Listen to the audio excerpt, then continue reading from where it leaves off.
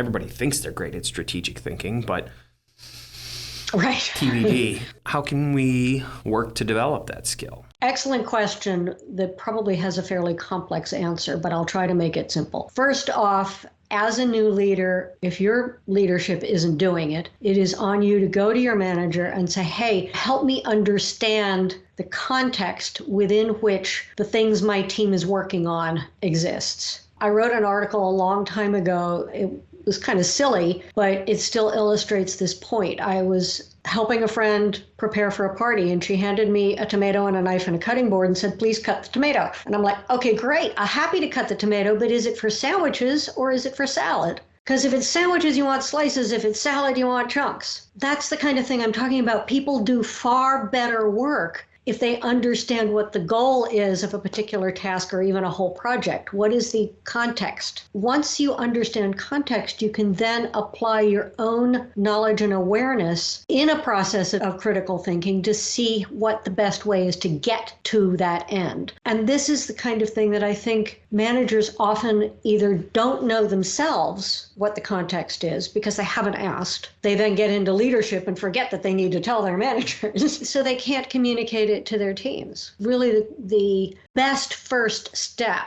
is to understand what is the company strategy, the division, if you're in a bigger company, the division or department strategy, your immediate team strategy, because it rolls down, and how does your work fit into that? And then you can make decisions about who the best person is to work on something, what the best way is to get to it.